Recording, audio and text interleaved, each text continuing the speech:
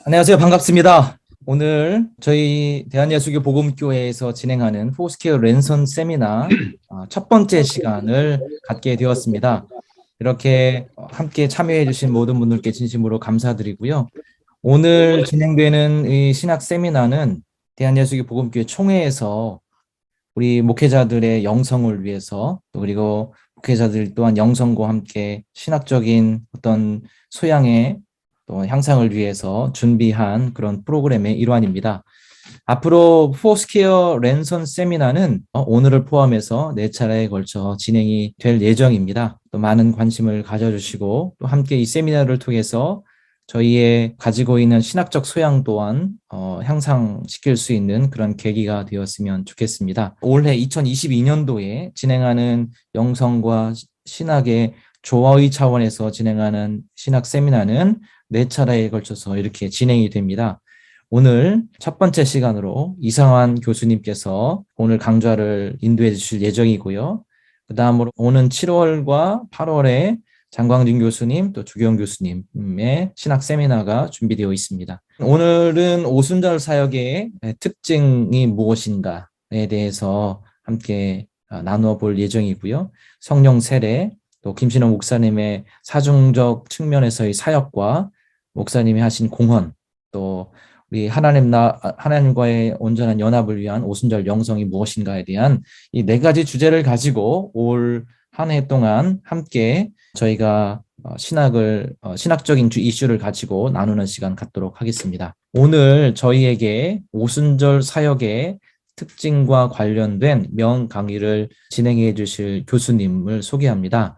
이성환 교수님, 건신대학원 대학교에서 조직신학을 가르치시고 오랜 동안 대한예수교 복음교회의 신학을 위해서 또 그리고 교단의 성장을 위해서 애써주셨던 교수님이시자 목사님이십니다. 올해 이제 교수님으로서는 은퇴를 하셨는데요. 하지만 여전히 대한예수교 복음교회의 오순절 신학에 굉장히 지대한 공헌을 해오신 교수님을 저희가 초대해서 이렇게 오순절 사역과 관련된 세미나를 할 수 있게 된 거 큰 영광이라고 생각합니다.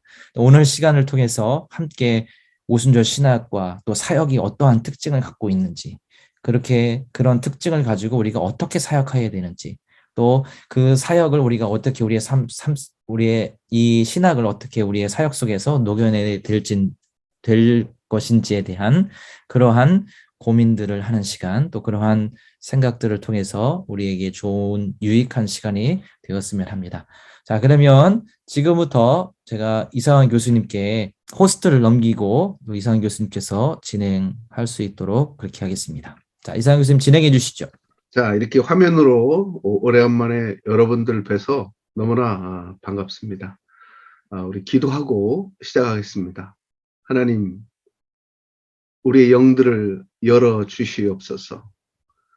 이 시대에 필요한 하나님의 말씀, 이 시대에 필요한 하나님의 지혜, 이 시대에 필요한 하나님의 능력과 긍휼을 덧입는 귀한 시간 될 수 있도록, 진리를 접하는 귀한 시간 될 수 있도록, 살아있는 하나님의 말씀으로 다가오는 체험을 할 수 있도록 주여 축복하여 주시옵소서. 예수님의 이름으로 기도합니다. 아멘. 감사합니다. 저는 원래 강의를 할 때 일방통행보다는 서로 대화를 하면서 강의하는 것을 이제 좋아하는데요. 그 강의 방법은 제가 이렇게 공유 화면을 이렇게 띄우고 같이 읽어가면서 단락별 단락이 끝나면 거기에 대해서 질문이 있으시거나 그러면 질문을 받고 토의를 하고 그런 식으로 진행하도록 하겠습니다. 그런데 제가 가진 시간이 얼마나 됩니까? 김장혁 교수님? 네, 50분 정도 준비되어 있습니다. 와, 50분이면 이거 뭐 아무것도 못 하겠는데. 아, 그렇습니까? 응. 그러면은, 네. 어쨌든 그러면 이렇게 하죠. 하는 데까지 하고 네, 그냥 뭐 스톱하는 수밖에 없죠. 예. 그런데 어쨌든 뭐 진행 한번 해보도록 하겠습니다. 그러면 제가 강의안을 읽어가면서 진행하고요. 그 다음에 단락이 끝나면 제가 질문 있으면 묻도록 이렇게 하겠습니다. 그리고 그 강의 도중에 이해가 되지 않는 것, 좀 더 설명을 듣기를 원하시는 분들은 화면을 켜시고 손을 들어주세요. 그리고 음소거 해제하시고 이렇게 질문하시면 될 것 같습니다. 자, 그러면 이제 다 이해된 걸로 알고 진행하도록 하겠습니다. 오늘 제가 다룰 주제는 맥퍼슨의 포스퀘어 오순절 사역의 특징입니다. 이 논문은 사실 40주년 교단 40주년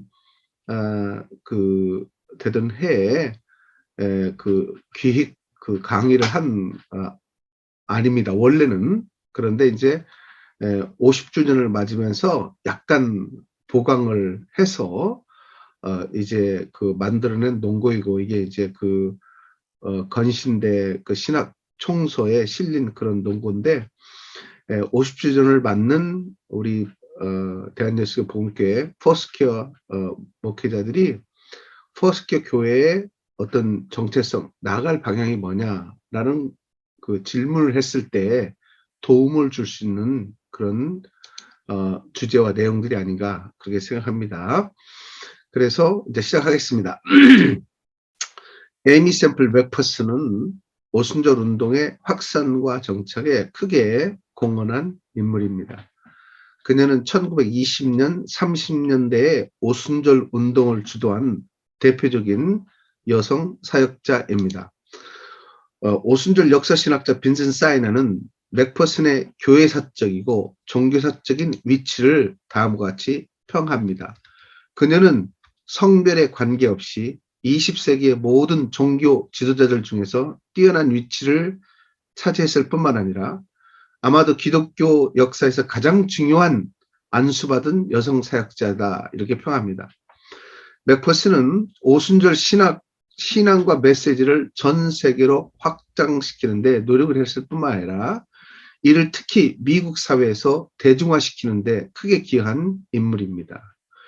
그녀의 독특하고 폭넓은 사역은 서민층뿐만 아니라 많은 중산층과 상류층을 오순절 운동과 신앙에 참여케 하는데 중요한 역할을 했습니다. 초창기 오순절주의자들의 대부분이 빈곤한 서민층이었고, 오순절 운동이 대중들에게 별로 인기가 없었던 것을 감안할 때 오순절 운동의 정착과 확산을 위한 맥퍼슨의 기여는 그 의미가 크다고 볼 수가 있습니다. 맥퍼슨은 포스퀘어 복음, 즉 포스퀘어 오순절주의를 제안합니다. 이는 기존 오순절주의자들의 핵심 가르침, 즉 순복음, 풀가스펠의 참 면모를 잘 드러낼 뿐만 아니라 특성화하여 오순절주의를 발전시키는 측면이 있습니다. 포스퀘어 복음은 예수 그리스도를 우리의 구원자, 성령 세례자, 위대한 의사, 다시 오실 왕으로 고백할 것을 강조합니다. 여기에 그리스도 중심적인 신학적 특성이 잘 드러나 있는데, 도널드 데이트는 오순절 신학의 논리가 가장 명확하고 선명하게 이 사중적 신학 형태를 통해 표현됐다라고 말하고 있습니다. 사중적 그리스도 중심적 신학 형태는 19세기 성결운동 때 심프슨의 사중복음, 구원성화, 신유, 재림에 의하여 이미 제시된 바 있습니다. 맥퍼슨은 이 사중적 형태를 포스퀘어 복음으로 개명함으로 독특하게 활용하여 인기를 얻게 하고 오순절화시켜서 오순절 운동과 교회에 접목시키는 데 크게 기여했다, 이렇게 볼 수가 있습니다. 자, 맥퍼슨은 전통적 오순절 교단인 국제 포스퀘어 복음교회 The International Church of Foursquare Church를 1927년 미국의 로스앤젤레스에 설립합니다. 한국에도 이 교단이 대한예수교 복음교회라는 이름으로 들어와 있습니다. 대한예수교 복음교회는 조용기 목사가 담임했던 여의도 순복음교회가 소속됐던 기독교 하나님의 성회와 더불어 한국의 오순절 교회를 대표할 수 있는 교단입니다. 이는 미국 본부 교회가 파송한 탐슨 선교사 부부와 함께 학교법인 대성학원의 이사장이신 김신욱 목사가 주축이 되어 1972년 2월 1일 대전에서 시작했습니다. 한국 포스퀘어 교회인 대한예수교 복음교회는 창단 50주년을 목전에 두고 있습니다. 50주년을 맞았어요. 코로나19의 어려운 상황 속에서도 대한예수교 복음교회는 새로운 도약을 갈망하고 있고, 이를 위하여 교단의 어제와 오늘과 미래를 심각하게 숙고해야 할 시점에 와 있다고 봅니다. 오순절주의의 확장과 정착에 대한 맥퍼슨의 지대한 공헌에도 불구하고 그의 신학과 사역은 심도 있는 폭넓게 연구되지 않았습니다. 본 논문은 그녀가 지향하는 포스퀘어 오순절주의의 사역적 특성을 드러내고자 합니다. 그녀의 오순절적 사역이 어떻게 발전되었으며 어떠한 사역적 특징들이 그녀를 20세기의 뛰어난 종교 지도자로, 그리고 기독교 역사에서 가장 두드러진 여성 사역자로 만드는지 살펴볼 것입니다. 이 시대를 살아가는 오순절주의자들에게 맥퍼슨의 사역에 대한 연구는 큰 가치와 의미를 가집니다. 이는 초기 오순절주의, 고전적 오순절주의의 사역적 특성을 접할 수 있는 귀한 기회를 제공할 수 있습니다. 그녀의 사역적 특성은 오늘의 오순절 사역의 정체성을 확립하고 발전시킬 수 있는 한 모형이 될 수 있을 것입니다. 특히 이는 창단 50주년을 맞는 대한예수교 복음교회가 새로운 도약을 위하여 이의 어제와 오늘과 미래를 숙고할 때 한 중요한 기준과 축이 될 수 있다고 봅니다.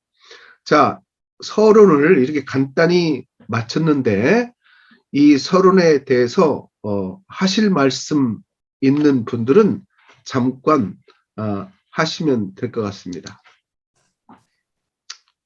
교수님 궁금한 게 있습니다. 예, 말씀하세요. 예. 교수님 그 논문 이 논고에는 72년을 그 교단의 시작점으로 보셨는데 그게 이제 70년으로 또 보시는 분들도 계신 것 같아요. 그렇죠. 예. 네, 그래서 그게 이제 70년, 아까 제가 말씀드린 탐슨 선교사가 처음 예배드린 그걸 시작점으로 보느냐, 아니면 72년이 이제 공식적인 그 대한예수 복음교회가 공식적인 날짜입니다. 예, 인정된 날짜이기 때문에 그렇죠. 그렇게 보시는 예, 것 같은데, 그렇죠. 그 부분에 대한 정리가 좀 필요해서 우리 교단의 시작점이 언제 시작됐는지. 그것은 이제는 그 역사 교수 조기용 교수가 한데 좀 그 역사에 관한 것은 좀 디테일하게 물어보고, 내가 이제 제시한 것은 그 문화공부부에 공식적으로 등록된 교단의 시작 시점입니다. 공식 시점이고, 그 다음에 이제 그 비공식적으로 먼저 시작된 것, 그 디테일한 거 알고 싶은 분들은 이제 역사 교수이신 조기용 교수한테 물어보면 더 자세히 설명할 수 있을 것 같습니다. 알겠습니다. 예. 또 다른 뭐 하실 말씀 있으세요? 자, 그러면 계속 진행하도록 하겠습니다. 더럼과 맥퍼슨의 오순절적 체험. 에이미 샘플 맥퍼슨은 에이미 엘리자베스 케네디라는 이름을 가지고 1890년 10월 9일 카나다의 온타리오 인거솔에서 5마일 떨어진 농촌 마을에서 태어났습니다. 농부였던 그의 아버지 제임스 모건 케네디는 감리교회 신자로 성가대 지휘자와 오르간 반주자로 봉사하면서 자신의 딸 에이미에게 피아노와 오르간을 연주할 수 있도록 가르쳤습니다. 제임스는 26세 연하인 미들리드 미니 피어스와 재혼하여 만 54살의 늦둥이 딸 에이미를 갖습니다. 미니로 불리던 그녀의 어머니는 12살 때부터 고아로 자랐고 열정적인 구세군 신자였으며 에이미의 전삶과 사역에 지대한 영향을 주었습니다. 에이미는 경제적인 어려움이 없이 기독교 가정 환경 속에서 자랐고 어머니를 따라 구세군에서 주로 신앙생활을 했습니다. 그러니까 이제 제임스는 재혼이고 어머니는 초혼인데 이제 54살의 늦둥이 딸을 가졌어요. 그러니까 눈에도 넣어도 안 아플 정도로 그렇게 이제 이쁘게 보였던 에이미였습니다. 아버지에게. 또 엄마한테도 또 귀한 딸로 인정됐고요. 에이미 오순절 신앙은 시카고에서 당시 오순절 운동을 주도한 윌리엄 더럼의 오순절 사역과 깊은 연관을 가지고 있습니다. 그래서 더럼은 찰스 파람과 윌리엄 시모어를 이어 시카고에서 오순절 운동을 주도한 인물입니다. 현대 오순절 운동은 방언이 성령 세례의 첫 번째 가시적 증거라는 찰스 파람의 주장에 의하여 태동되었고, 시모의 아주사 거리를 통하여 전 세계로 확장될 수 있는 전기를 맞습니다. 파람은 1900년의 시작과 함께 미국 캔사스주의 토페카에 위치한 자신의 베델 성사학교에서 오순절 운동을 태동시켰고 1906년까지 주도했습니다.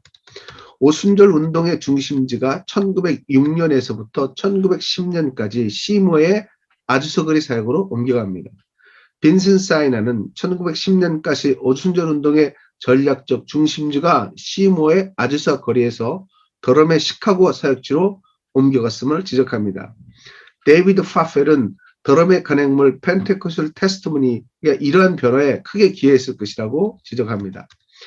더럼의 시카고 사역은 맥퍼슨으로 하여금 오순절주의와 신앙을 접하게 했을 뿐만 아니라 오순절 사역자로 살아가게 하는 전기를 마련해 주었다고 해도 과언이 아닙니다. 에이미에게 오순절 신앙을 처음 접하게 한 사람은 바로 로버트 샘플입니다. 로버트는 더럼의 북가 선교로부터 파송된 선교사입니다. 그는 원래 북아일랜드의 벨파스트 출신으로 장로교 부모 밑에서 자랐고 새 삶을 위하여 1998년 미국 뉴욕으로 이주하여 왔었고 1907년에는 뉴욕에서 시카고로 옮겨와 살면서 더럼의 선교사에게 참여했습니다. 참여한 지 얼마 되지 않아 성령 세례를 체험하고 더럼의 오순절 사역의 협력자가 되었습니다. 더럼에 의하여 에이미가 거주하는 카나다의 온타리오 인거슬 근처로 선교사로 파송됐습니다. 에이미는 마을 선교회관에서 설교하는 로버트의 모습을 보는 순간 호감을 갖습니다. 1907년 12월 로버트와의 만남은 그녀의 삶과 신앙의 중요한 전환점이 됩니다. 사도행전 2장 38절 39절을 중심으로 한 로버트의 설교는 에이미에게 큰 감동을 주었습니다. 설교 도중 한 그의 방언은 그녀로 하여금 처음으로 하나님 앞에서 자신이 죄인임을 확실히 깨닫게 하였고 3일 후 구원적 회심을 경험할 수 있는 계기를 제공합니다. 에이미는 로버트의 선교 현장을 다음날 방문하여 자신의 회심 경험을 나누며 그와 더 친밀한 교제를 시작합니다. 마치 절친한 큰오빠와 같이 여기며 자신의 기쁨과 또 문제들을 나누며 그가 자신과 함께함을 느꼈습니다. 오순절적 체험을 갈망하던 중 1908년 2월 1일 토요일 아침 오순절 교인들이 모인 한 자매의 집에서 기도하던 중 방언을 말하며 오순절적 성령 세례를 체험하게 됩니다. 브룸호퍼는 오순절주의에 대한 그녀의 관심은 로버트의 심취함으로 더 깊어져 갔다라고 말하고 있습니다. 오순절에 대한 열정과 로맨스가 이게 같이 간 거죠. 마침내 에이미는 1908년 8월 12일 그녀의 나이 18살 로버트와 결혼하게 되어 에이미 엘리자베스 샘플이 되었을 뿐만 아니라 원래 교단인 구세군을 떠나 오순절주의자로 거듭나게 됩니다.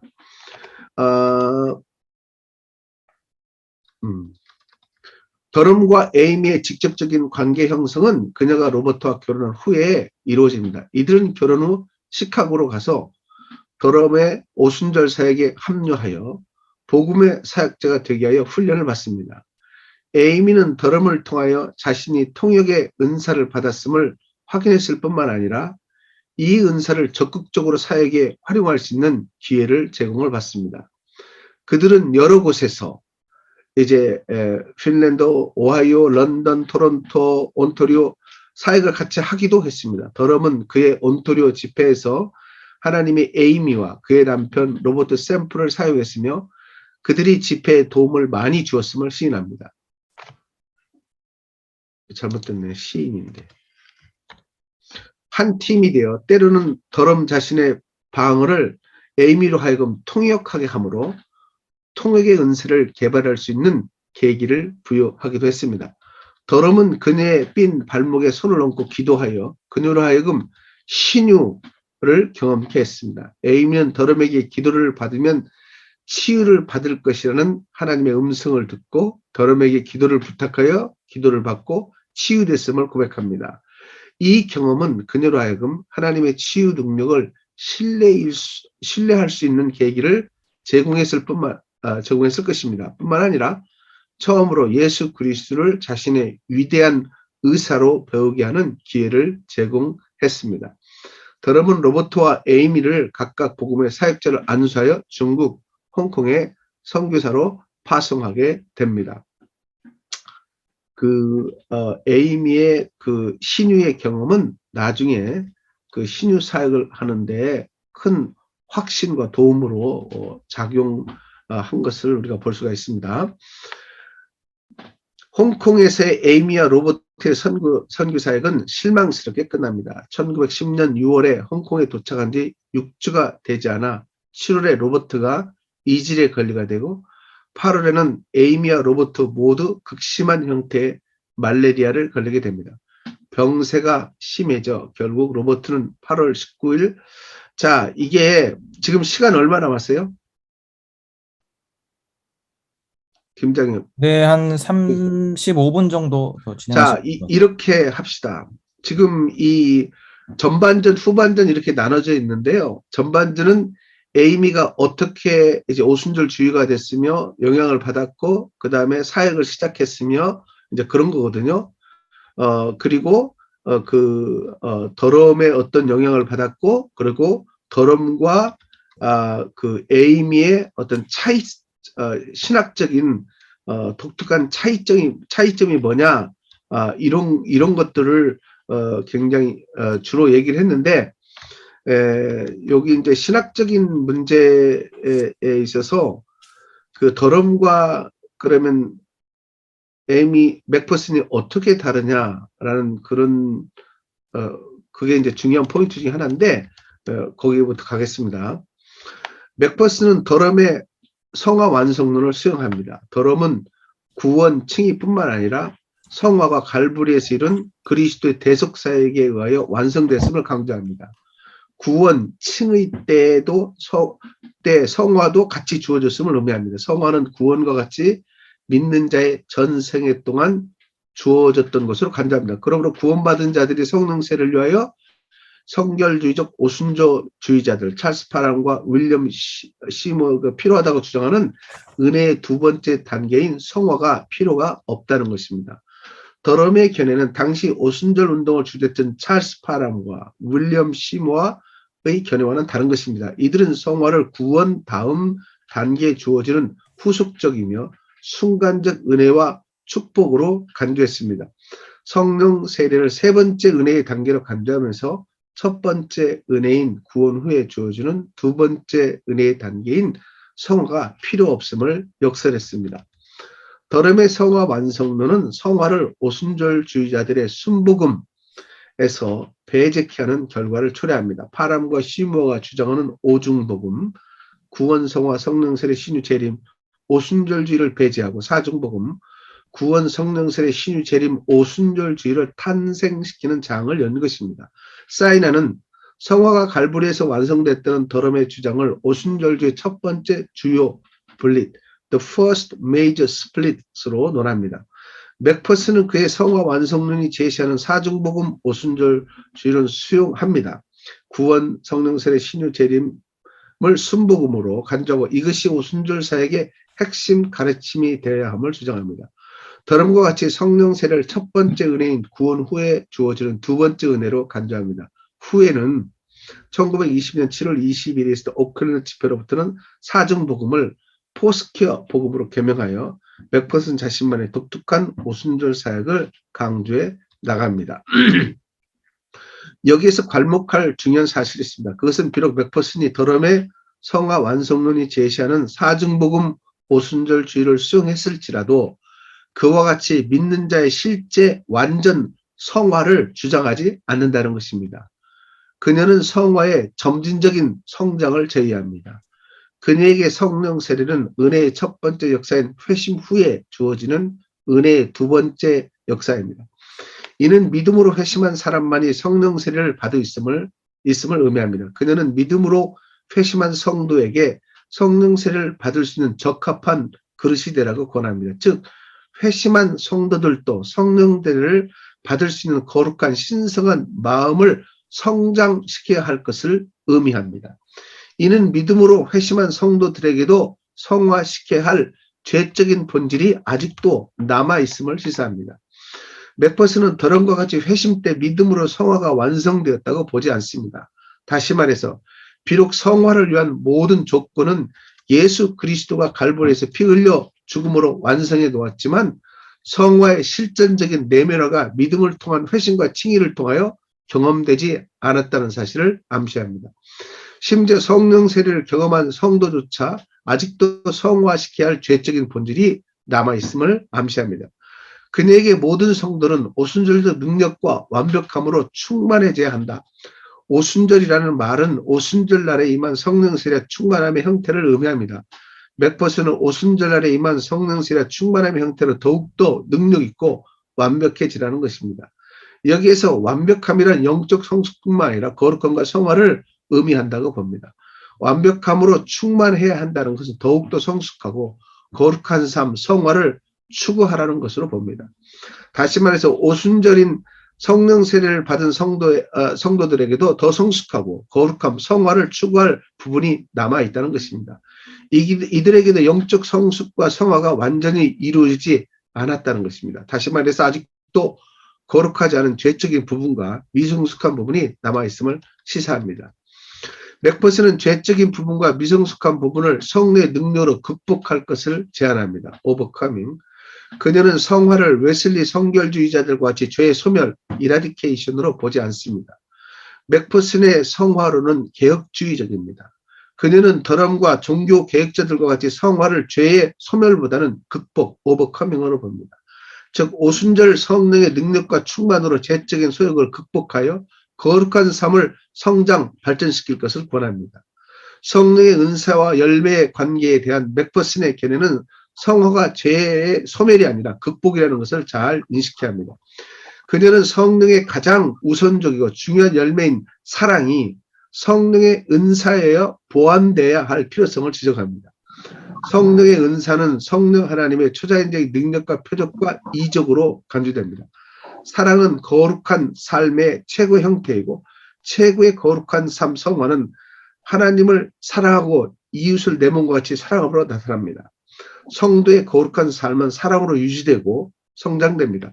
맥퍼스는 최고 형태의 거룩한 삶, 성화인 사랑이 성령의 은사로 보완됐다고 주장합니다. 보완된다고 주장합니다. 다시 말해서 성령 하나님의 초자연적인 능력으로 죄적인 소욕을 극복하고 거룩한 삶, 성화를 유지하여 성장시키는 것입니다.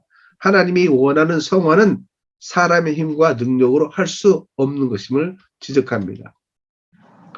시카고에서의 삶은 맥퍼슨에게 오순절 사역, 자, 여기까지,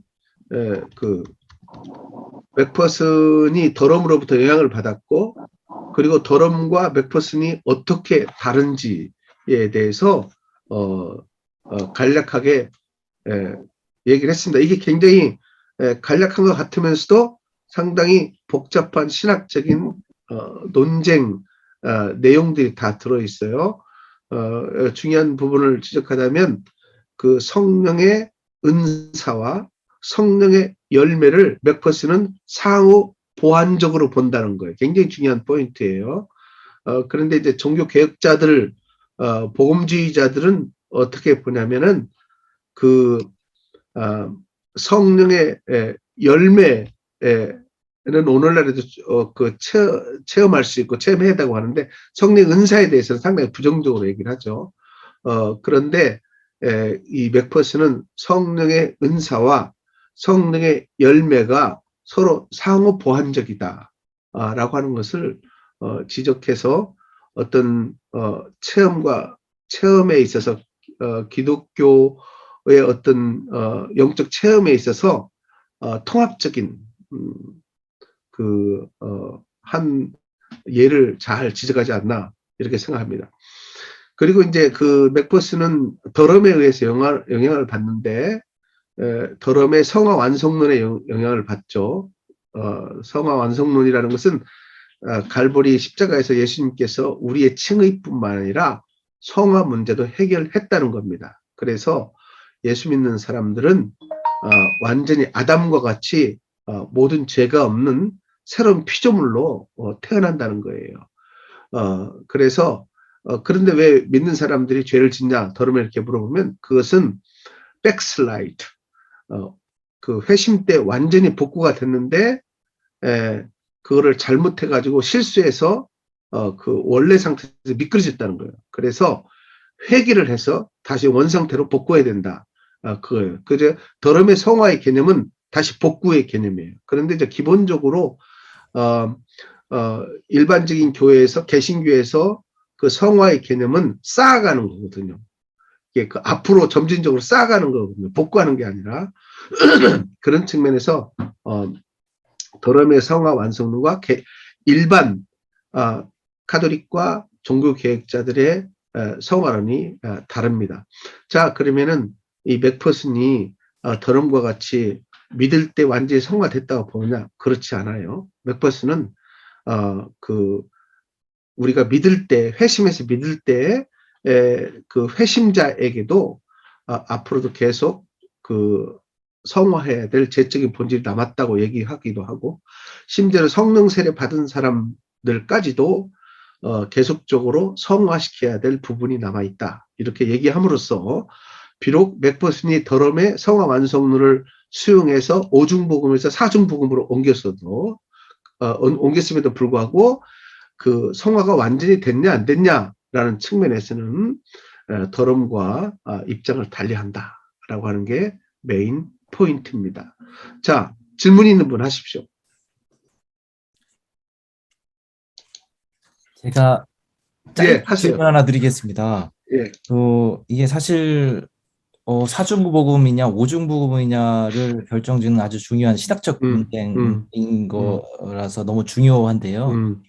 저도 그렇게 생각하고 또 이걸 교수님께서 너무 잘 정리해 놓으셔서 저에게 잘 설명을 해주셨는데 이제 요 내용에서 제가 이제 한 가지 궁금한 거는 그러면 글로리피케이션 영화를 어떻게 볼 것인지에 대한 부분은 맥펄슨의 입장이 있는지 좀 말씀. 영화는 이제 성결교에서 성화의 단계를 얘기할 때 완전 성화를 얘기하고 완전 성화의 끝은 영화다 이렇게 얘기를 하거든요. 네. 그런데 맥퍼슨의 같은 경우에는 성결주의자들과 같이 성결의 단계를 완전 성화, 그 다음에 영화 이런 그 단계별로 생각하지 않습니다. 그 체계 자체가. 그래서 개념적으로 그게 명백하지가 않아요. 그런데 성결주의 웨슬리는 그 성화의 단계를 완전 성화에서 영화로 그래서 그 영화가 최종 성결 단계인 것처럼 그렇게 이제 개념적으로 정리를 하는데 그러나 맥퍼슨은 그 성결주의자가 아니기 때문에 그런 개념이 확실치 않아요. 그러면은 저희 오순절 신학, 그러니까 지금 이제 맥펄슨의 입장은 그거 잘 이해했고요. 현재 저희 오순절 신학에서 영화의 개념은 성결교가 이야기하고 있는 성결의 최종적인 모습이 영화라고 하는 그 내용을 저희도 또한 그런 신학적인 입장을 가지고 있는지 아니면 그런 것은 뭐 확실하진 않아요. 그거는 확실하지 않고 웨슬리 성결주의자들은 그렇더라라는 거지. 그게 이제 그 허스케에서 이거를 성결주의처럼 어떤 교단의 어떤 신학적인 입장으로 그렇게 얘기하지 않습니다. 그런데 이제 성화의 끝을 완전 성화냐 영화냐 뭐 나는 별 큰 뭐 그게 차이 없다고 생각해. 뭐 그게 큰 이슈가 중요하다고 생각하지 않습니다. 네, 감사합니다. 자, 그러면 그 플로우에서 다른 분들 질문 있으세요? 다른 분들? 플로우에서 다른 질문 없으시면 그러면은 그 2부로 바로 넘어가도록 하겠습니다. 이게 시간 관계상 상당히 많은 얘기를 해야 되는데 이거 뭐 다 넘어가 버리고 그 사역의 특징으로 이렇게 바로 가도록 하겠습니다. 앞으로 이제 그 포스케어 한국교회가 지금까지 사역을 해왔고 또 앞으로 어떻게 해야 될 거냐, 어떻게 해야 되냐. 특별히 이제 세습화가 굉장히 편만한 이런 상황 속에서 세습화가 교회를 다 이제 그 사로잡아가는 이런 상황 속에서 그리고 과학 문명이 발전함으로 말미암아 종교적인 관점을 갖기에 어렵게 만드는 그런 환경이 점차적으로 확대되고 있거든요. 그러니까 이런 우리의 현대적인 상황 속에서 우리가 어떻게 나가야 되느냐라는 것은 굉장히 중요한 시점에 우리가 도달했다고 이렇게 생각합니다. 또 오순절 운동도 역시 한 세기가 지나서 지금은 그 초창기 때 가졌던 그 오순절의 뜨거움, 오순절의 그 원래 그런 모습들을 굉장히 많이 상실을 하고 있는 게 사실이거든요. 그렇기 때문에 이런 현실 속에서 우리가 그 포스케어 교회로서 또 오순절 전통을 가진 한 교회로서 우리 앞으로의 어떤 사역의 자세를 어떻게 가져야 되겠느냐 하는 게 중요한 이슈로 우리에게 다가온다고 생각합니다. 근데 그런 시점에서 봤을 때 이 맥퍼슨의 어떤 사역적 특징을 우리가 살펴보면서 이 맥퍼슨의 이런 사역적 특징이 오늘을 살아가는 우리에게도 하나의 사역의 방향성을 제공할 수 있겠구나 하는 생각을 우리가 이 그 맥퍼슨의 사역의 특징을 통해서 가질 수 있지 않나 그렇게 생각합니다. 그래서 그런 측면에서 우리가 맥퍼슨의 오순절 사역 특성을 살펴보도록 하겠습니다. 능력사역, empowerment ministry. 맥퍼슨의 사역의 특징은 무엇보다도 이 능력사역이었다라고 하는 겁니다. 다양한 계층의 대중들이 맥퍼슨의 집회와 사역에 흥미와 관심을 갖고 몰려드는 주요한 이유를 언급하면 다음과 같습니다. 먼저 그녀의 오순절 사역에는 사람들을 구원, 치유, 안위, 인도하는 하나님의 능력이 실제로 나타났습니다. 단순히 이는 성세에 기본하여 바른 생활을 할 수 있도록 교훈하는 데 집중하지 않았다는 것입니다. 그러니까 맥퍼슨의 사역은 윤리사역에 집중하지 않았다는 거예요. 능력사역에 집중했다는 겁니다. 맥퍼슨의 오순절 사역의 특징은 능력사역입니다. 한마디로 그녀는 1921년 3주 동안 미국 덴버의 대강당에서 열린 집회 때 말로 표현하지 못할 정도의 하나님의 능력이 임했음을 증언합니다. 기독교 신문이 아닌 지역 신문들도 그녀의 집회에 하나님의 능력이 놀랍게 나타남을 드러내놓고 언급합니다. 안면 기사 제목을 귀머거리가 듣고 눈먼자가 보고 절름거리가 걷고 라고 실어 하나님의 능력이 실제로 나타났음을 부각합니다. 매 집회 때마다 15,000에서 16,000명이 대강당을 가득 메웠고 수요일 저녁 마지막 집회 때는 강당에 들어오지 못하는 약 8,000명을 되돌려 보냈다고도 합니다. 같은 장소에서 다음 해인 1922년 2주 동안의 집회 때에도 하나님의 능력이 전과 같이 나타났다라고 말하고 있습니다. 자, 그래서 맥퍼슨의 사역의 특징을 대표적인 특징은 능력 사역이다라고 하는 겁니다. 두 번째, 개인적 재능의 적극적 활용. 하나님의 능력의 사역에 집중했을 뿐만 아니라 자기의 개인의 재능을 적극적으로 활용한 그런 사역을 했다 하는 겁니다. 당시 신문과 라디오 기자들은 맥퍼슨이 수많은 사람들을 그녀의 오순절 사역에 끌어들일 수 있었던 중요한 요소들로 다음을 지적합니다. 이들은 먼저 그녀의 풍부한 극적인 목소리, 전적인 진실성, 자기 개성의 모든 힘을 사역에 쏟아 부을 수 있는 능력, 그리고 드라마적 본능을 얘기합니다. 더불어 그녀의 탁월한 웅변적 능력과 이야기를 잘 전개하는 우수한 능력도 간과할 수 없다고 합니다. 맥퍼슨은 시청각적 혹은 드라마적 설교의 귀재였습니다. 당대의 어떤 설교자보다 이 분야에서 앞서 있었고 그녀의 탁월한 시청각적 혹은 드라마적 설교는 수많은 사람들을 엔젤스 템플로 끌어들이는 중요한 요소였습니다. 이의 소재는 그녀가 일상생활을 통하여 직접 경험한 것들과 주변의 문화적 사건과 문제들이 선별적으로 채택된 것입니다. 그녀의 시청각적 혹은 드라마적 설교는 주로 주일 저녁 예배 때 미리 광고하고 진행됐는데 이때는 교회가 가득 차서 수천 명이 교회에 들어가지 못하고 돌아가는 광경이 벌어졌다고 합니다. 그래서 이 하나님의 능력에 전적으로 의존했을 뿐만 아니라 자기가 가지고 있는 모든 재능들을 다 개발하는 적극적으로 개발하고 활용하는 그런 그 특징이 그녀의 사역에 있었다 이렇게 봅니다. 다음에 세 번째 초교파적 특성. 맥퍼슨의 오순절적 사역은 초교파적인 특성을 가지고 있었습니다. 그녀의 초교파적 오순절주의는 기존 교회에 소속된 많은 교인들을 그녀의 사역에 참여케 하는데 중요한 역할을 했습니다. 그녀는 엔젤레스 템플의 오순절적 사역의 초점이 초교파적인 것을 분명히 했습니다. 감리교, 루터교, 침례교, 장로교, 오순절교회 그 외에 어떤 사람이 와도 서로의 교단적 상이점을 잊고 주께 헌신하고 공통된 목적을 향할 수 있도록 했습니다. 심지어 맥퍼슨은 엔젤레스 템플을 오순절 교회로 부각시키기를 원치 않았습니다.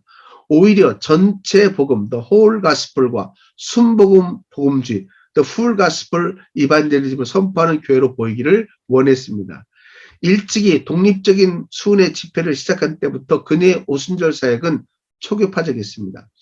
특정한 교단에 가입하지 않고 사역을 시작했기 때문에 그녀의 사역은 초교파적일 수밖에 없었습니다. 물론 잠시 1919년 3월에서 1922년 1월 5일 하나님의 성에 소속되어 맥퍼슨이 사역을 감당한 때도 있었습니다.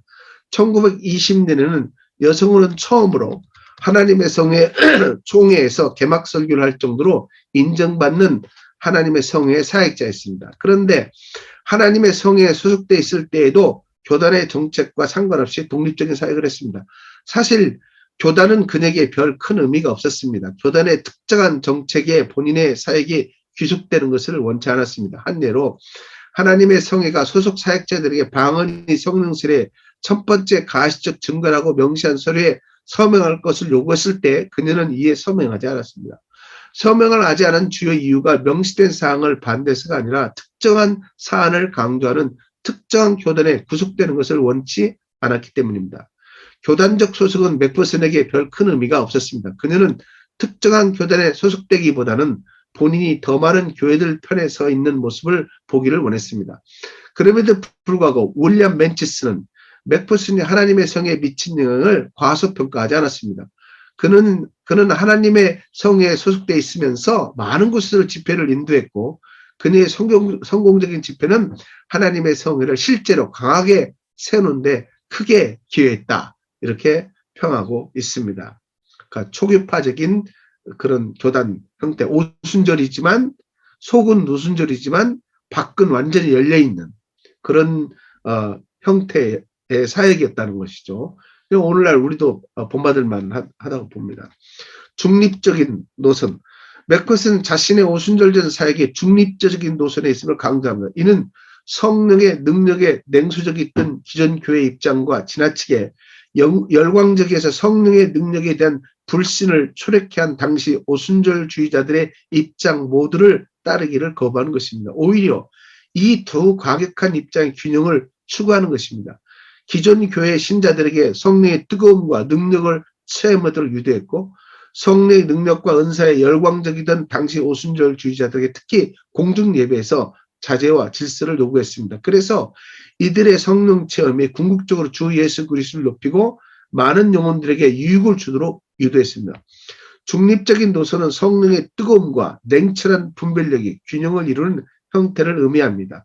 이는 분별력 있는 정신과 질서를 잃어버릴 정도의 감성적이거나 열광적인 성령 체험과 영적 은사 활동을 배제하는 것입니다. 오히려 성경 말씀에 입각하여 냉철한 분별력과 질서 가운데서 성령의 뜨거운 체험과 영적 은사를 활용할 것을 권했습니다.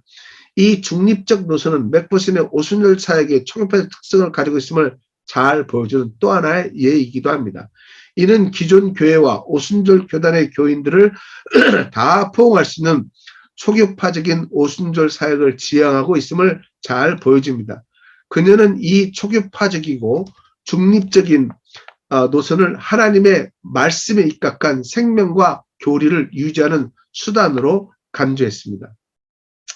한편 그녀의 중립적인 노선과 초교파적인 행보가 모든 이들을 다 만족시킨 것은 아닙니다.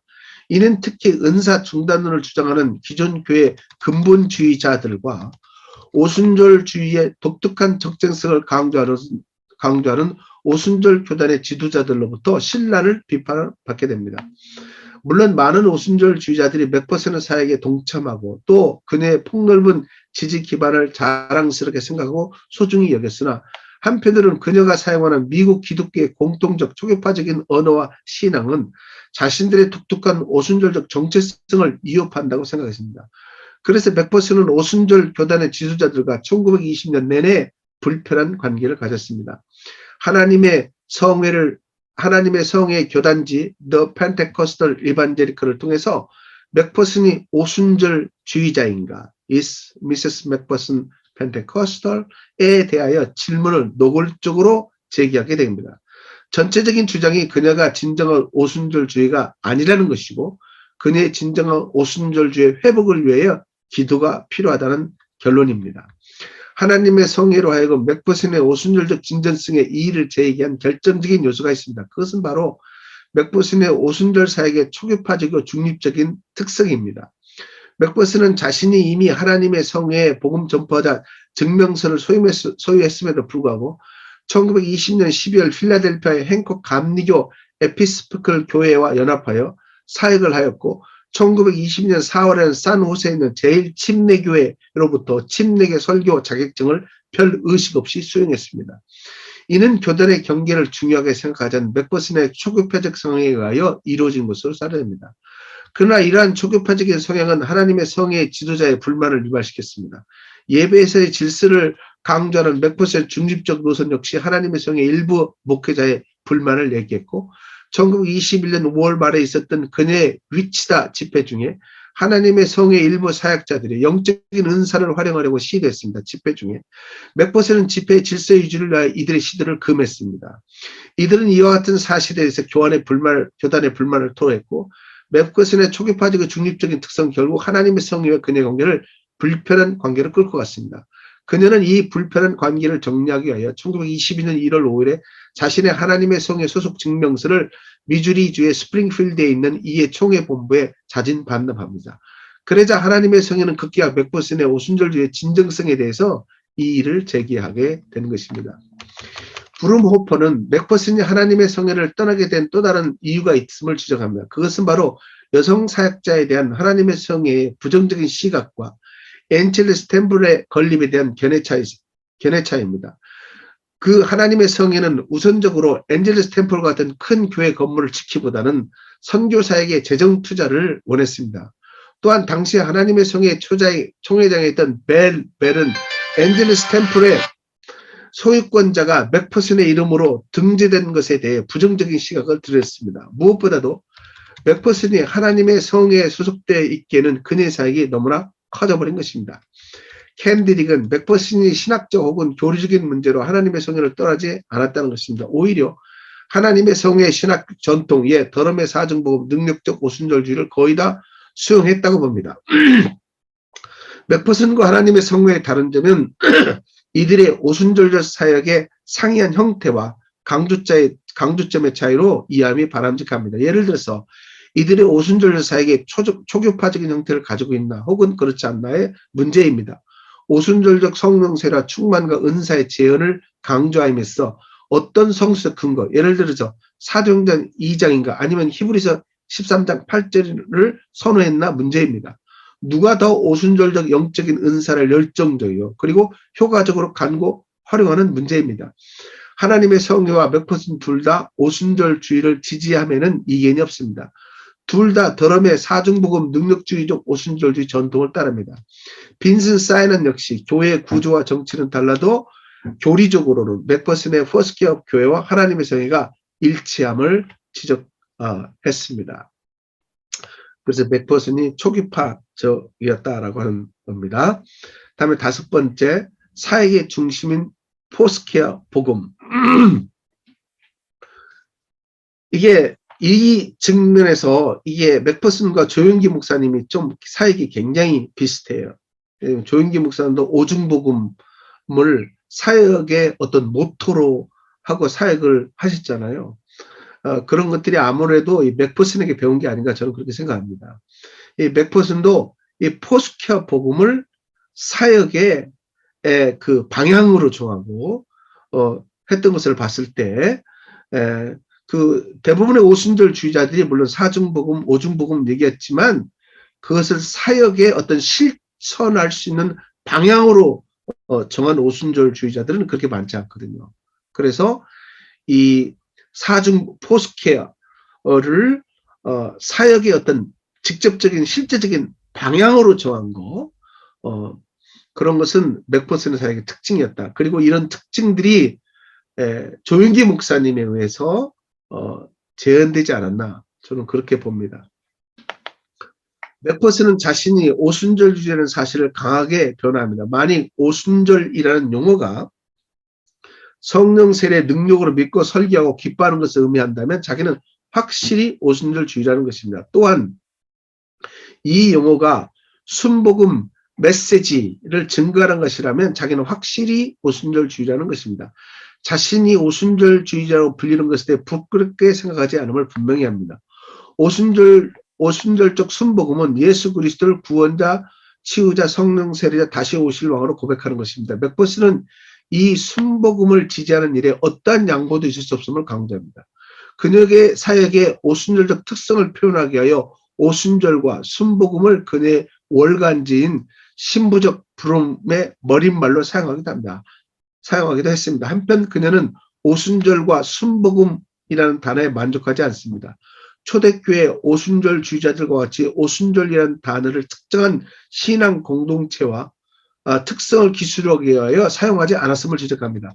맥퍼슨은 오순절주의 특성을 표현하기 위하여 오순절과 순복음보다는 포스케어 복음이 더 적합함을 주장합니다. 왜냐하면 포스케어 복음은 그리스도의 4가지 사역의 복된 소식을 가장 잘 드러내기 때문이라고 합니다. 포스케어 복음이 오순절과 순복음보다 인간을 위하여 이룬 그리스도의 사중 사역을 더 잘 표현해 준다고 믿었습니다. 그래야 맥퍼슨은 기존의 순복음 혹은 사중복음과 오순절 포스케어 복음으로 사중복음과 오순절을 포스케어 복음으로 대치하여 표현하게 된 겁니다. 맥퍼슨은 포스케어 오순절주의를 제외합니다. 오순절적 순복음을 포스케어 복음으로 개명하여 자신만의 독특한 오순절주의임을 주장합니다. 어느 오순절 교단도 교회도 맥퍼슨과 같이 포스케어라는 용어를 활용하여 오순절 메시지와 사역을 한 예는 없습니다. 맥퍼슨의 오순절주의는 표현의 독특성을 가지고 있습니다. 포스케어 복음을 통하여 그녀만의 독특한 오순절주의를 전파했다고 볼 수 있습니다. 포스케어 복음은 인간의 필요를 방향적인 관점에서 표현하는 의도를 가지고 있습니다. 이는 정사 방향의 좋은 소식을 의미합니다. 정사 방향은 인간의 몸과 혼과 영과 영혼의 모든 부분을 뜻합니다.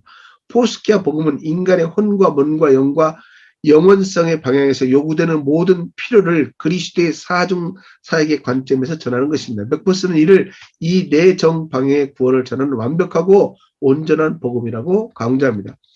포스케어 복음은 그리스도의 구원적 사역을 통한 영혼 구원과 그의 치유적 사역을 통한 몸의 구원, 그리고 성령 사역을 통한 영의 능력적 구원과 그의 재림을 통한 영원한 구원을 가장 잘 전달하는 수단으로 주장합니다.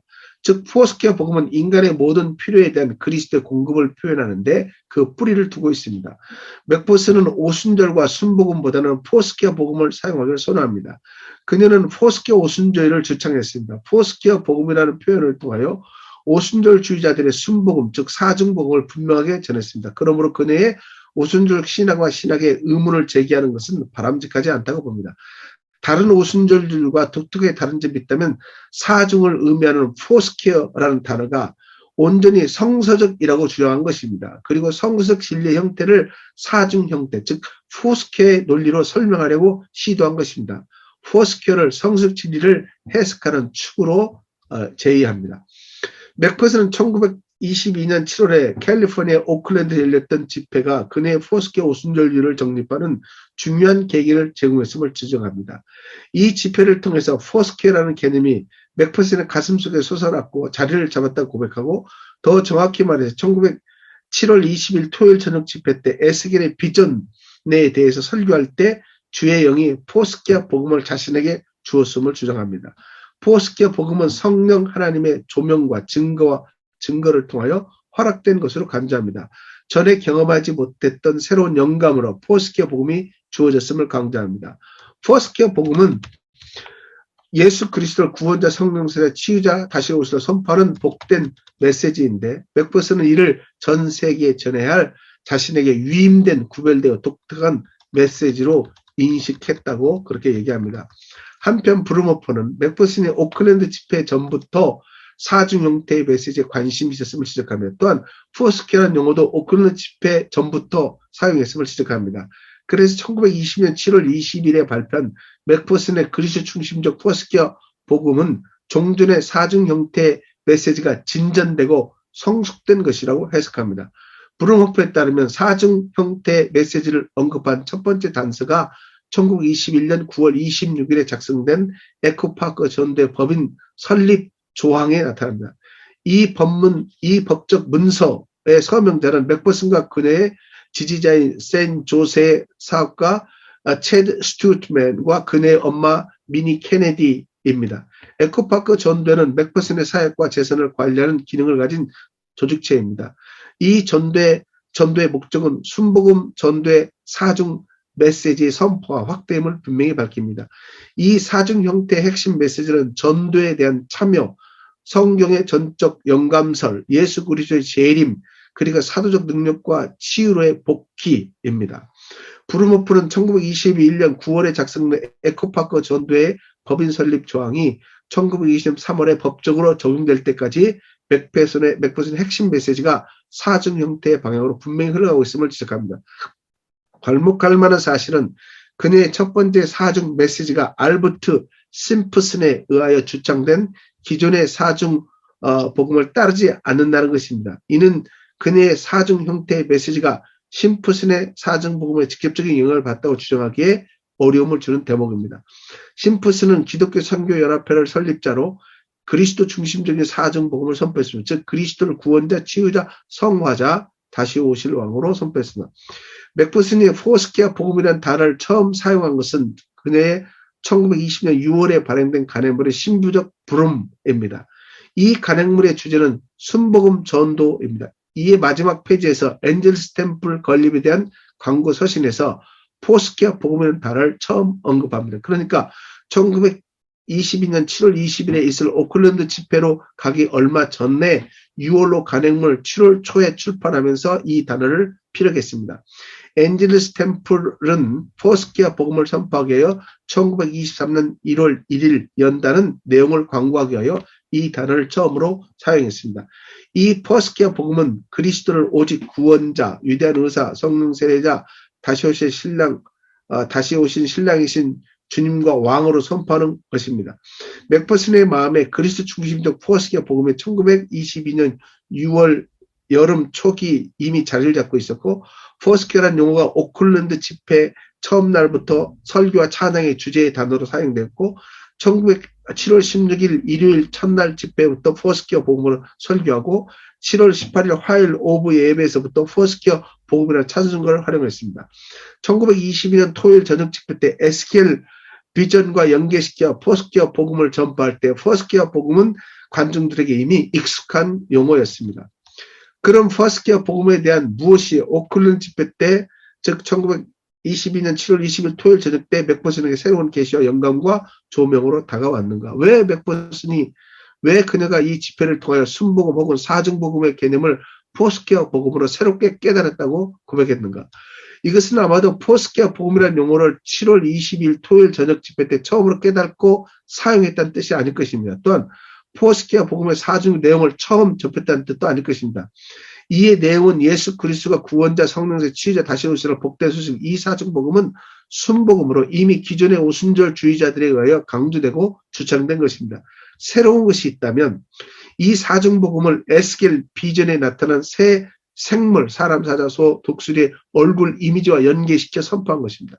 사람의 얼굴은 십자가에 죽으신 구원자 예수 그리스도, 사자의 얼굴은 능력의 성령 세례자 예수 그리스도, 소의 얼굴은 질병과 질병을 걸면 치유자 예수 그리스도, 독수리의 얼굴은 재림 때 오시는 왕인 예수 그리스도를 연상케 한다는 것입니다. 이 연계는 성령 하나님의 증거와 영감과 조명을 통하여 주어진 것으로 표현합니다. 맥퍼스는 이 연계에 입각하여 하나님의 포스키아 복음을 자신에게 주었음을 인식할 수도 있을 것입니다. 이 연계는 성령 하나님의 직접적인 증거와 영감과 조명을 통하여 주어졌기 때문에 자신에게만 주어진 새로운 계시로 해석할 수도 있었을 것입니다.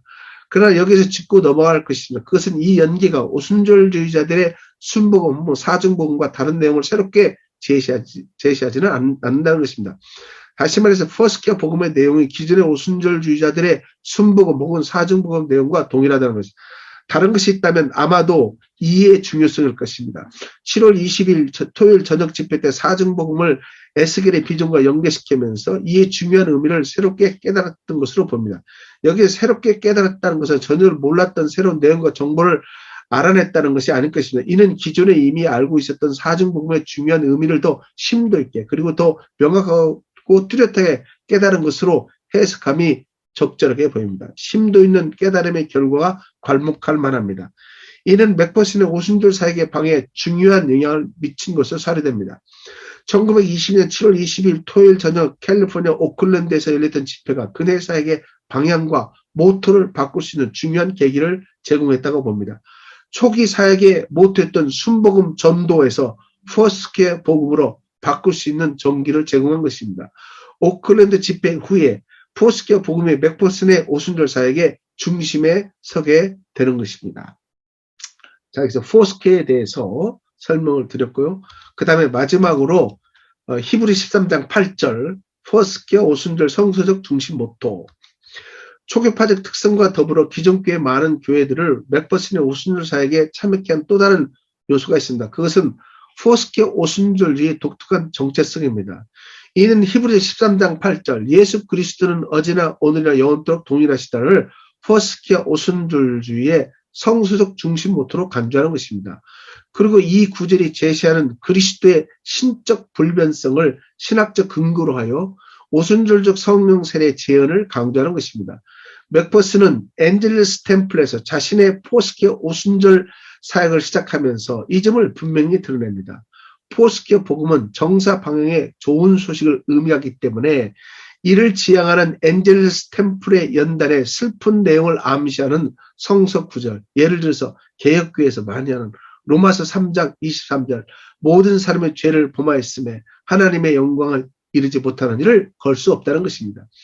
맥퍼슨은 히브리서 13장 8절을 제시하는 좋은 소식에 초점을 맞춰야 할 것을 강조합니다. 왜냐하면 이 구절은 예수 그리스도는 어제나 오늘이나 영원토록 동하신 하나님이기 때문에 과거와 같이 오늘날이나 영원토록 우리의 영과 혼과 몸과 영원한 생명을 구원하는 소식을 좋은 소식을 전하기 때문이라는 것입니다.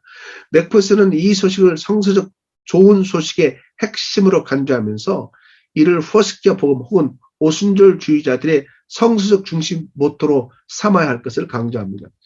이러한 강조는 맥퍼슨에게 포스키아 복음 혹은 오순절주의의 차별화된 독특성입니다. 당시 대부분의 오순절주의자들, 예를 들어 하나님의 성에게서 이러한 강조를 찾아볼 수 없습니다. 이들은 사도행전 2장을 자신들의 성서적 중심 모토로 삼고 성령 세례 첫 번째 가시적 증거인 방언의 체험을 강조했습니다. 브루머포 역시 그리스도의 재현의 역사를 강조하는 맥퍼슨과 특정한 은사, 특히 방언을 강조하는 당시 오순절주의자들과 차이가 있음을 지적합니다. 예를 들어 당시 하나님의 성에는 소속 사역자들에게 방언이 성령세의 첫 번째 가시적 증거를 명시한 명세에 서명할 것을 요구했습니다. 맥퍼슨은 비록 방언이 성령세의 첫 번째 가시적 증거라는 사실에 대해 부정하지는 않았어도 이 사실에 몰두하여 강조하지는 않았습니다. 하나님의 성의는 교단적 단합과 정체성을 위해 특정한 사안, 즉 방언이 성령이 첫 번째 가시 증거라는 것에 대해서 분명한 입장 표명을 맥퍼슨 개인보다는 더 강조할 수도 있었을 것입니다. 방언의 첫 번째 가시 증거를 강조함으로 오순절 특성과 정체성을 확신히 드러내는 장점을 확보할 수 있었을 것입니다. 그러나 이 장점은 특정한 은사, 특히 방언을 고집한다는 하는 편협한 인상을 줄 수 있다는 단점을 피할 수는 없을 것입니다. 방언의 첫 번째 가시 증거를 수용하지 않는 사람들이 적극적으로 오순절 사역에 참여하는 것을 방해하는 요인이 될 수 있었을 것입니다. 맥버스는 히브리 13장 8절에 근거한 이러한 편협한 단점을 극복할 수 있었습니다. 그리스도의 재현의 역사를 강조함으로 특정한 은사, 특히 방언을 고집하는 편협함에서 벗어날 수 있었습니다. 그리하여 더 많은 기존 교회 신자들이 자신의 오순절 사역에 참여케 하는 장을 연 것입니다. 맥버슨에게 그리스도의 재현의 역사는 전인, 몸, 영, 혼, 영혼성, 구원의 재현입니다. 이는 과거와 같이 그리스도가 복음 전파와 봉사할 수 있는 은사적 능력을 줄 뿐만 아니라 몸과 영혼과 영원한 생명의 구원을 재현할 수 있음을 강조합니다. 그리스도의 재현의 역사에 대한 강조는 특정한 은사, 방언을 강조하는 편협함을 피합니다. 전인 구원은 미국 갱신운동을 포함한 대부분의 갱신운동에서 강조하는 부분입니다. 브룸호퍼는 전인 구원에 대한 맥퍼슨의 강조가 미국 갱신운동의 전통과 정서를 자극할 수 있다고 제안합니다. 미국 갱신운동의 전통과 정서에 익숙한 기존 교회의 많은 신자들이 그녀의 오순절 사역에 증거감을 가지고 참여할 수 있었다고 기술합니다. 전인 구원에 대한 강조는 방언의 첫 번째 가식 증거를 수용하지 않는 기존의 많은 교인들로 하여금 그녀의 오순절 사역에 참여할 수 있게 하는 신학적 근거로 작용했을 것이라고 봅니다. 자, 다 마쳤는데 나가는 말 하고 마치겠습니다. 맥퍼슨의 오순절 신학은 1910년 오순절 운동을 주도한 윌리엄 드럼에 큰 영향을 받습니다. 사증 복음의 형태를 띈 그녀의 포스케 오순절주의는 드럼의 성화 완성론의 전통을 따릅니다. 하지만 이는 모든 성도들에게 아직도 성화해야 할 죄성이 남아있음을 시사하므로 드럼과 같이 회심한 성도의 실질적인 완전 성화를 주장하지 않습니다. 그녀 사역의 원동력은 하나님과의 관계에 뿌리를 두고 있습니다. 하나님의 부르심에 대한 그녀의 적극적이고 열정적인 대응은 그녀만의 독특한 사역의 원천이 되었습니다. 이는 그녀로 하여금 스스로가 생각하고 상상할 수 없는 많은 일들을 진행하고 성취하게 했습니다. 그녀 사역의 특징적인 것은 능력 사역입니다. 하나님의 나라가 말에 있지 않고 능력에 있음을 확실히 보여주는 사역이었습니다. 더불어 자신의 개인적 능력과 특성을 최대한 발휘하여 적극적으로 활용하는 사역이었습니다. 그녀의 전통적 복음주의적 교단들을 수용할 수 있는 오순절적 사역을 지향했습니다. 그래서 오순적인 능력과 은사에 대해 지나치게 냉소적이거나 열광적 입장을 피하고 중립적인 온건한 노선을 취한 것입니다. 한편 자신의 사역에 대한 독특성을 절대 포기하지 않고 철저히 세워나갔습니다. 그것은 포스케어 복음을 자신의 사역의 중심에 두는 것입니다. 맥버슨은 포스케어 복음을 만방에 전파하라고 하나님으로부터 자신에게만 유임된 새로운 계시와 영감으로 믿었습니다. 더 나아가 히브리 13장 8절 예수 그리스도는 어제나 오늘나 영원토록 동일하시다를 포스케어 오순절주의 성서적 중심 모토로 삼았습니다. 이는 당시 대부분의 사역자들의 사역 방법과 입장을 달리하는 요소입니다. 포스케어 오순절주의 사역의 정체성을 드러내는 중요한 부분입니다.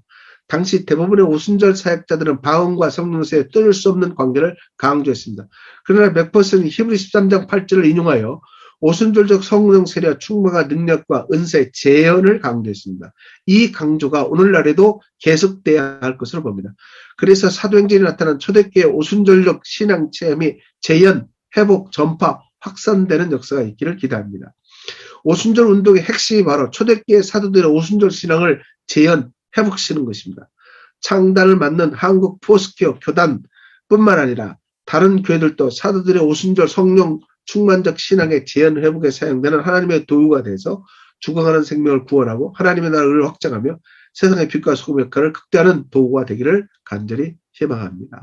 감사합니다. 이것으로 간략하게 제가 강의를 마치도록 하겠습니다. 질문 있거나 클래리피케이션 명확하지 이해가 되지 않은 것들은 질문하시면 설명하도록 이렇게 하겠습니다.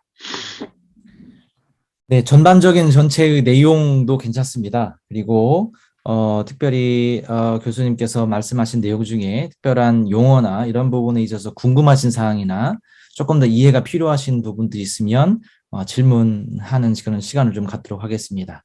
뭐 자유롭게 질문하셔도 좋을 것 같습니다. 그 문장마다 다 이게 포인트가 있기 때문에 네, 또 네. 단락별로 다 포인트가 있기 때문에 그거를 소화시키기에는 좀 너무나 빠른 시간이 아니었나.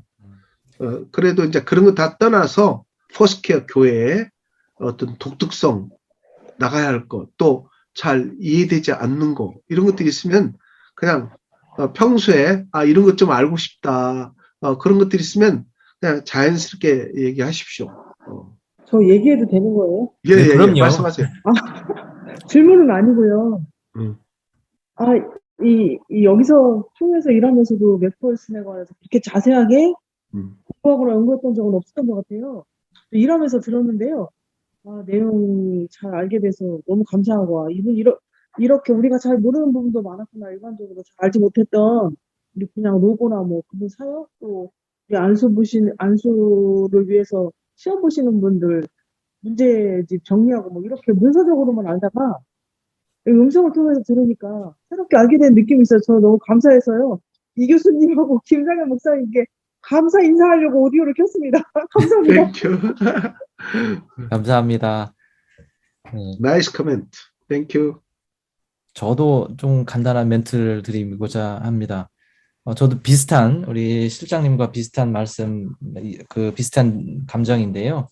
이렇게 교단 역사와 또 에미 심플 맥펄슨이 가지고 있던 신학, 이런 부분들을 좀 명확하게 좀 구분을 지어주시고 요약을 해주신 부분들에 대해서 너무 감사하고, 또 이런 부분들을 특별히 이제 저희가 성장해 온 분들도 조금 띄엄띄엄 알고 있는 부분들을 한 번에 이렇게 다 이어서 구슬을 꿰어주듯이 그렇게 해주셔서 너무 감사하고, 또 이제 교단에서 편입해 오신 분들에게도 이 강의의 내용이 굉장히 큰 도움이 되지 않을까, 그런 생각과 바람을 가져봅니다. 자, 그러면 너무 수고하셨고요. 여기서 이 정도에서 마치면 좋을 것 같습니다. 자, 우리 이성환 교수님 너무 수고하셨는데 큰 박수로 감사의 인사를 표현해 주시면 감사하겠습니다. 감사합니다. 감사합니다. 예, 땡큐. 그러면